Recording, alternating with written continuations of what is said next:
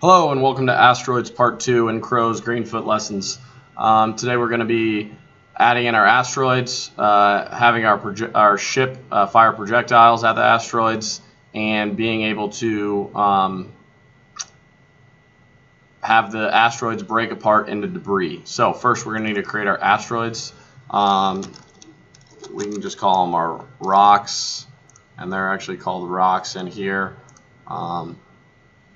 If you accidentally put it under the actor, probably better off putting it under the space actors. Okay, and then if we add our rocks in, we can add it in the same way we added it in our, that our ship is added in right now. So rocks equals new rocks. Okay, so the first word rocks is the class, the second rocks is the variable, this new rocks is one instance of that variable or of that class rocks, so one single object. We're going to do greenfoot.get random number 900 comma greenfoot.get random number 650. Now the reason we're using those two numbers is because this is the x value of the random number, and this is the x value of the area we're adding the object. This is the y value, and we're doing 900 650 because that is the size of my specific world. Yours might be different. Okay, so I add one in there. Does it show up randomly? Yes. Okay, great. So I'm going to need to do that. Let's do it 4 more times, or 3 more times. You're going to need to change the name of the variable so it knows which rocks are which.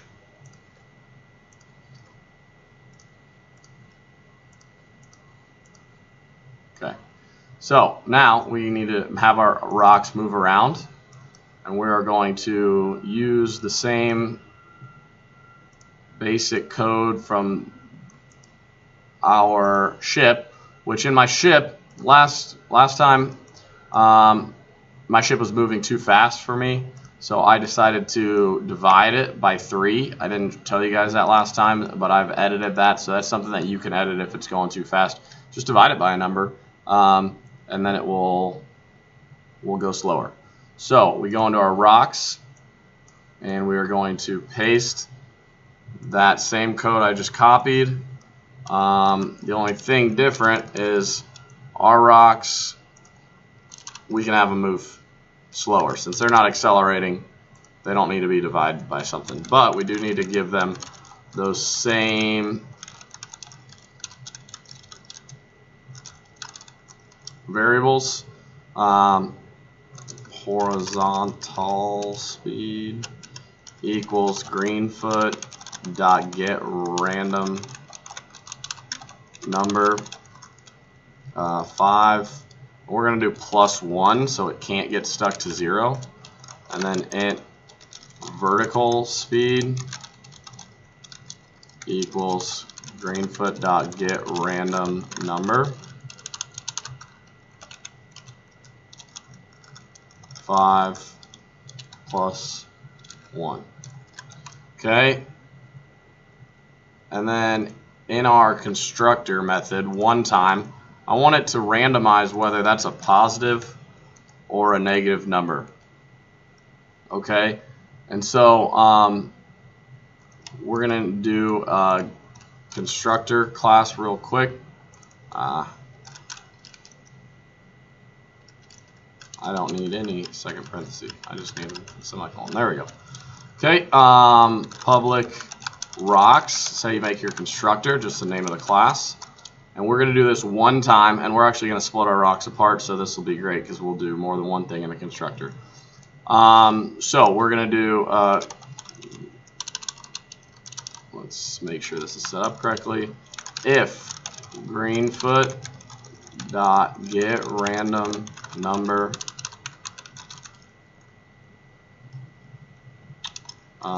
2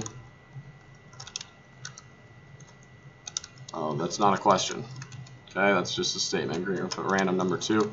If that equals 1, I'm going to do horizontal speed equals negative horizontal speed. That way it can be both positive and negative. Otherwise they'll all move to the right or all move down, because those would always be positive.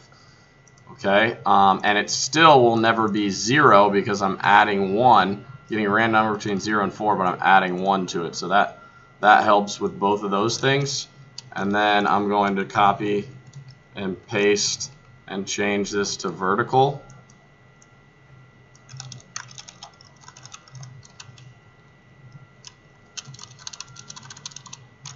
And vertical. Okay, so now we have a way of those randomly. There's a 50-50 shot that they'll be negative and a 50-50 shot they'll be positive. Okay. Okay, now let's test it. So yeah, they're going all different directions. That's awesome. Okay, so now we need to fire our projectile. So we're going to go into our ship, and we're going to create a public void fire on command. Okay, and so if greenfoot dot is key down, and so decide what you want your fire button to be.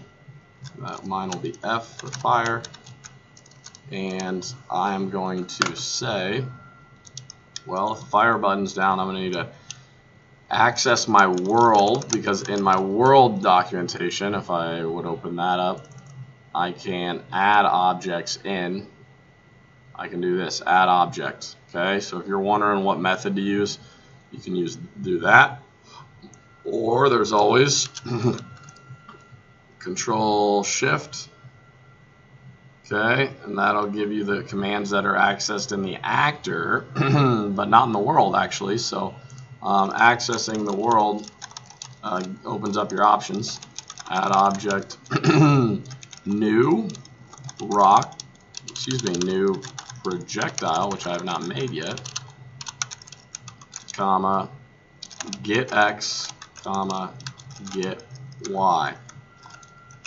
Now, what does that do? Well, it makes it so the projectile shows up right beneath my ship. So on the, where do we want it to add object to? Well, right where the X value of the ship is and right where the Y value of the ship is.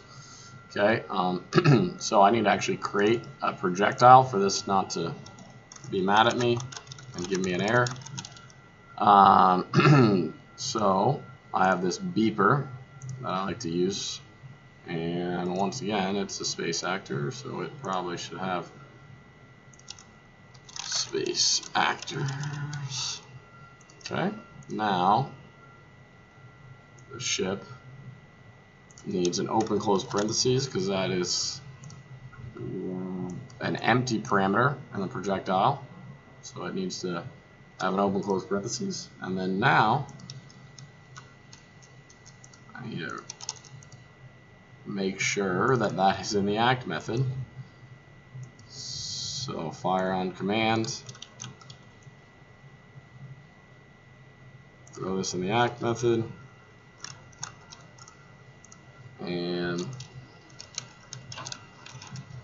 they'll fly all the way around. Okay,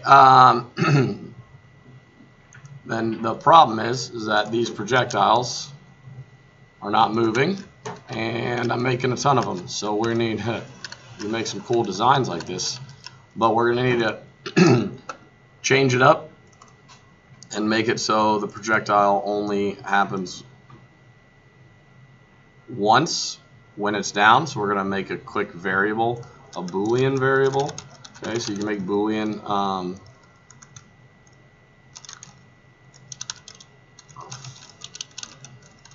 fired equals false. So Boolean called fired.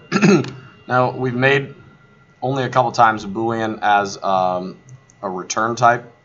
So you can make a Boolean method, or you can make a Boolean variable. This is a Boolean variable right here. So this variable starts out as false. So I'm going to say if the F key is down and fired equals false, then it will fire. And then I'm going to say fired equals true, so it only happens once.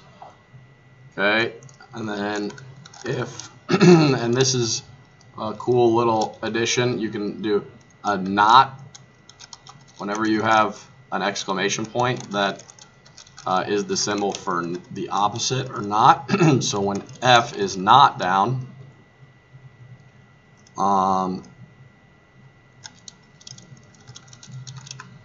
fired equals false.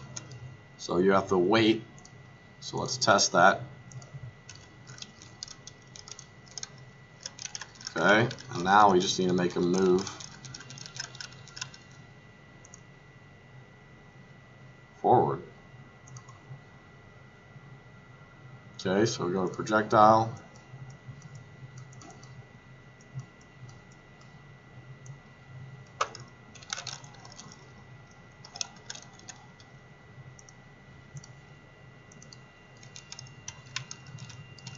Okay, there's an issue. We need to make sure our projectile is facing the same way as, and is shooting the same way as our ship when our ship is fired. So, yes, it's moving, but we need to make sure it's facing the same way as our ship, and we can't just do if left key is down or anything like that, because the projectiles get added at different times. They also don't want them to be able to move and turn like our ship can, so we have to just have them set to a certain rotation. Okay, so what we're going to have to do is make it so that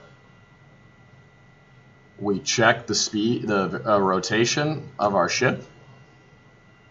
So we're going to set our rotation of our projectile to the rotation of the ship. So if you projectile variable projectile equals new projectile, this is referencing the class projectile, and we're able to now get the information from our projectile class. Okay, just by doing that. So that's something that you guys, that's very important that you need to remember. Okay, so if we're trying to access things from our projectile, that is one way we can do it.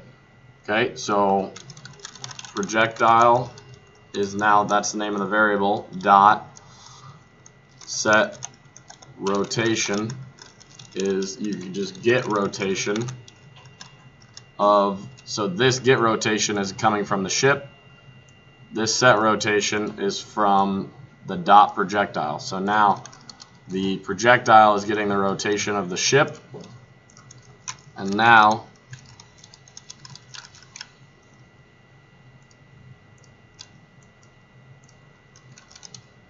well, not quite.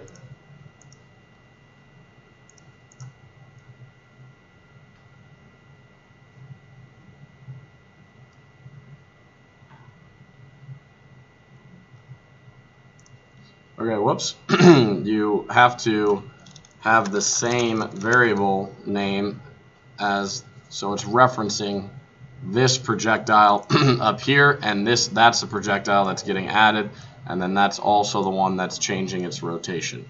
So now we have a projectile that can fire.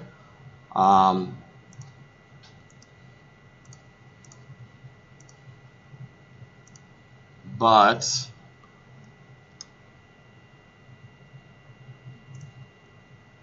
we need to make sure that that fires, and we can't control it like that. So we're going to need to do some changes to that. So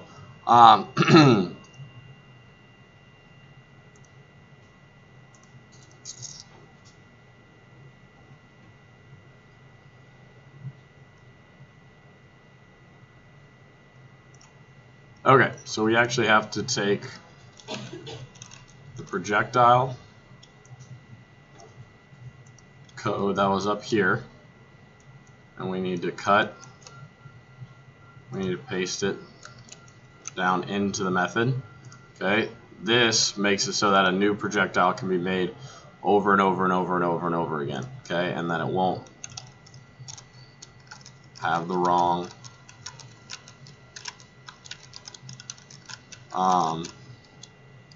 it won't change halfway through. Okay, so now we need to have something happen when the projectile intersects with the rocks. So we go into our projectile. I would like it to be a little bit faster as well, so I'm going to jack up the speed to 10. Say actor rocks equals get one object at, get one intersecting object. This allows for the rocks to be removed from the projectile, or at least get changed from it. And so rocks.class,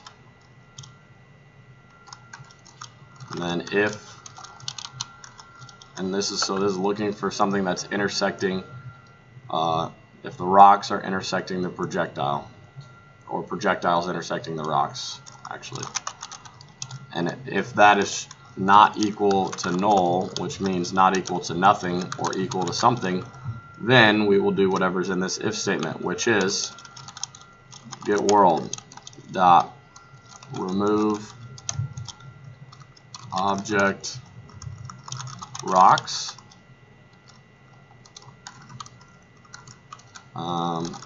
get world dot remove object this.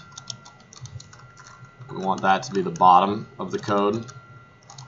Well, we want the rocks to be earlier on.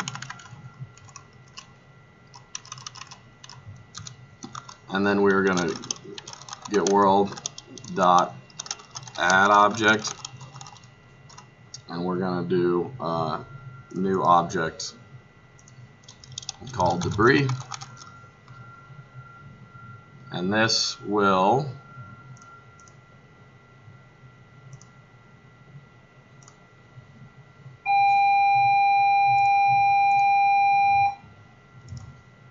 be the same as our rocks, except we're going to shrink the image. So get image dot scale. Okay, so to understand why or how to do this, you just need to go into the tree and go to greenfoot image, and then there is a scale, and it wants the width and the height, but it needs to start off as a greenfoot image, so that's why we're doing get image first. So get image dot scale, and then you can get the image's width divided by 2.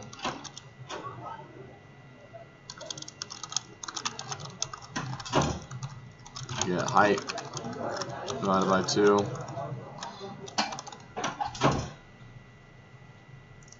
Okay, so now the debris is half the size of the world of what it originally was. And then in our projectile, when we hit the rock with our projectile, we're going to add object new debris, and we're going to get the x value of our, we're going to set the location of our debris to the x value of the projectile, and the y value of the projectile, because that'll be the same as the rock at the point where they get hit.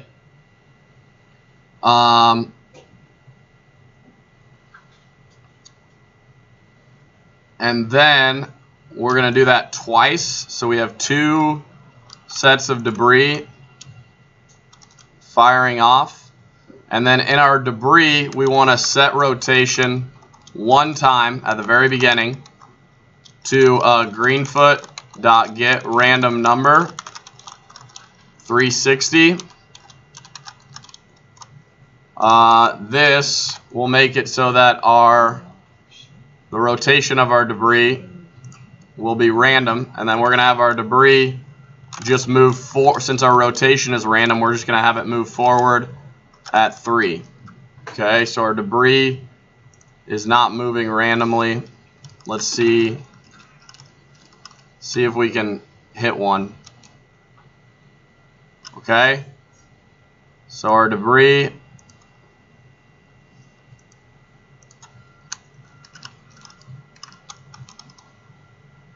okay, so I added 1 in, added 2 in.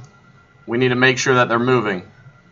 Okay, for whatever reason they're not moving, so we need to figure that out.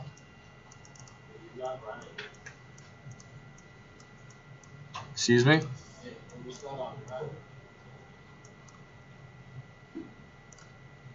Okay, so debris, move 3. That's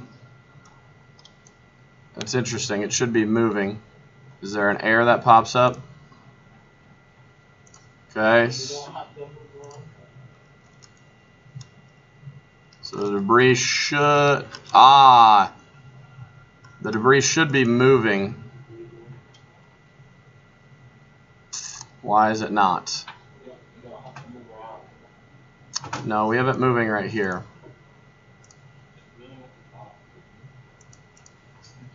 Well, the rocks are moving. The debris is what should be moving. This debris. Inspect.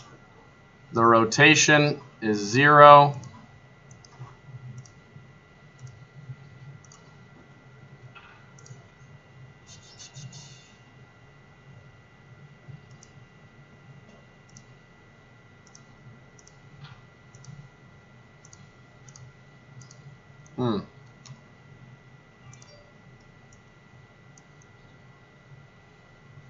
So we can, I guess we're going to have to add in the same way we did the projectiles rotation. We're going to have to do it the same way for the rocks. So we are going to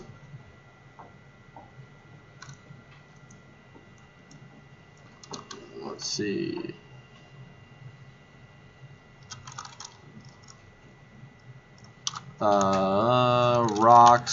Rocks equals new rocks. We're going to set rotation to our rocks rotation. And this might not be what I want, but we're going to try this out here. Okay.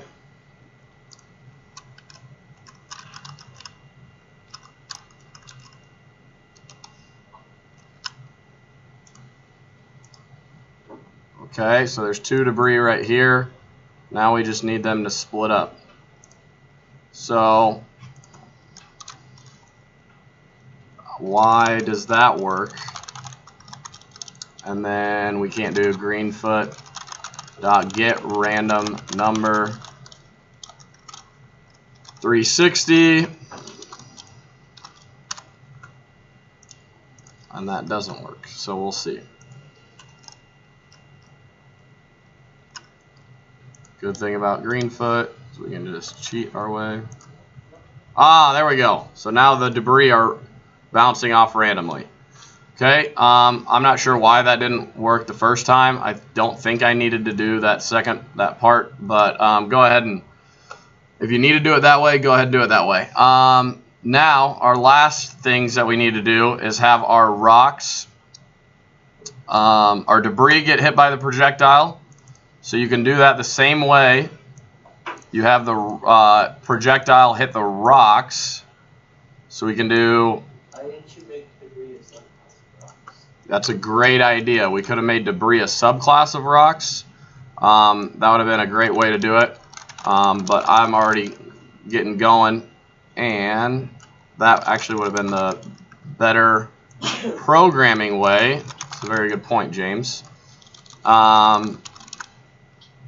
We're going to do get world dot remove object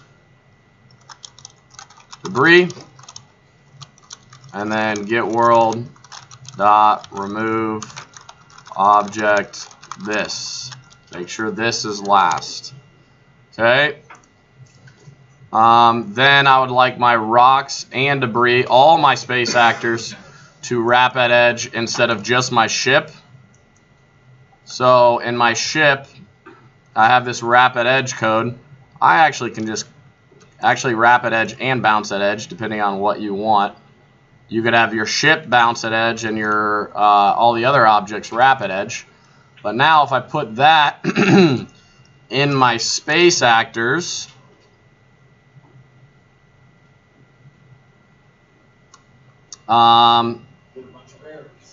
yeah, let's just do our wrapAtEdge because bounceAtEdge has a specific variable for your X and Y for the ship. So we're going to leave that out for now. There is a way you can make that work, but we're going to just leave it like this for now. And then if that will show up, we were in our space actors class. So wrapAtEdge, all we need to do is have wrapAtEdge, and it's already in our ship, so we could put wrapAtEdge or bounceAtEdge. Our rocks, all we need to do now that we have it in there. So this is what's beautiful about it. All you have to do is put wrapAtEdge, compile. It can read the wrapAtEdge from, it inherits the information, the method from space actors, and now the rocks wrapAtEdge. Okay, and now the debris soon will wrapAtEdge when I add it in there. Okay, now the debris can wrapAtEdge. Perfect. The projectile, we are going to do something a little bit different with the projectile. So the projectile, we're going to do similar code from wrapAtEdge, except, and I'm going to fix that error here in a second, find out what it is and fix it. We are going to copy that code, go into the projectile, paste that code, and just do remove object this over and over and over and over and over again. Now, this is where things get a little bit dicey. If it removes an object here, it's going to keep trying to read the code and read the code and read the code. So we are going to have to do a lot of else ifs, and that's probably where the error is happening at the bottom of my screen. Else if. So what would the error be that would be showing if I didn't add these else ifs? Anybody? Anybody know what the error would be? The remove object this happens up here, and it actor not in world. Very good, very good. So I'm guessing that's what's right here. I don't know why it's not showing up for me, but I believe it is actor not in world. Okay. So let's see if I can cancel that and see what do I have any errors now. Seems like Greenfoot is crashing on me, which is perfect timing. See if I can recompile. I sure did. Okay, so if it crashes on you, you gotta reopen Greenfoot. Hope that it's the correct. Okay. That's my practice run with fruit. That's what I used to give you guys. Terminal window. Okay, well, let's figure out what this terminal window is.